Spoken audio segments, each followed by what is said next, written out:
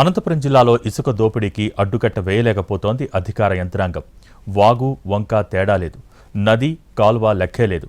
అధికారం మాది, మేమేం చేసినా అడిగేవారు ఎవరన్న ధోరణిలో మట్టి కొల్లగొడుతున్నారు, ఇసుక తోడేస్తున్నారు. అధికారుల కంటపడకుండా అర్ధరాత్రో తెల్లవారుజామునో గుట్టుగా అక్రమంగా తరలిస్తున్నారు. ఉమ్మడి అనంతపురం జిల్లాలో కూటమి నేతల కనుసన్నల్లోనే ఇసుక దందా కొనసాగుతోందనే ఆరోపణలు గట్టిగా వినిపిస్తున్నాయి. గుంతకల్లు నియోజకవర్గం పామిడిలో ఇసుక, మట్టి అక్రమ తవ్వకాలు, రవాణా నిరాటంకంగా కొనసాగుతున్నాయి.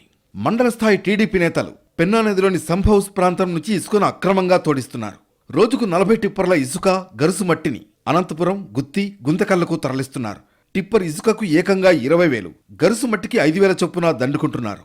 సింగనమల మండలంలోని పెరవలి, పి జబాలాపురం, కల్లుమడి ప్రాంతంలో వాగులు, వంకలు, పెన్నా నదిలో ఇసుకను తవ్వి రాత్రికి రాత్రే టిప్పర్లు, ట్రాక్టర్లలో అనంతపురం, నార్పల, తాడిపత్రికి తరలిస్తున్నారు. సింగనమల నియోజకవర్గం టీడీపీ నేతల మధ్య విభేదాలను ఆసరాగా తీసుకున్న మండల నేతలు ఇష్టానుసారంగా ఇసుక మాఫియా నడుపుతున్నారు. తాడిపత్రిలో పెన్నా నది పరివాహ ప్రాంతం నుంచి ఇసుకను తవ్వి ఫ్యాక్టరీలకు తరలిస్తున్నారు. ఇసుక తవ్వకాలకు తాము వ్యతిరేకమని, ఎవరూ పెన్నా నదిలో ఇసుక తవ్వకూడదంటూ ఇటీవల టీడీపీ కార్యకర్తలను అడ్డుకున్నారు జేసీ ప్రభాకర్ రెడ్డి.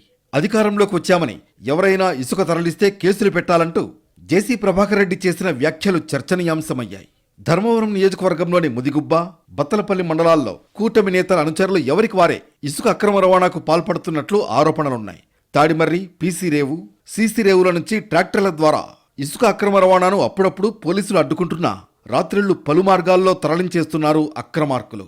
రాయదుర్గం నియోజకవర్గంలో ప్రవహిస్తున్న వేదావతి, బాదన్హల్, హగరి నదుల్లోని రీచ్ల నుంచి ఇసుకను తరలిస్తున్నారు. గుమ్మగట్ట, బొమ్మనహాల్, డి హీరేహాల్ మండలాల సరిహద్దుల్లో ఉన్న కర్ణాటకకు అక్రమంగా ఇసుక తరలిపోతోంది. ఇసుక రీచ్లలో నేరుగా ఎమ్మెల్యేల ప్రమేయం లేకపోయినప్పటికీ స్థానికంగా కూటమి పార్టీలకు చెందిన మండల నాయకులు కీలకంగా వ్యవహరిస్తున్నారు.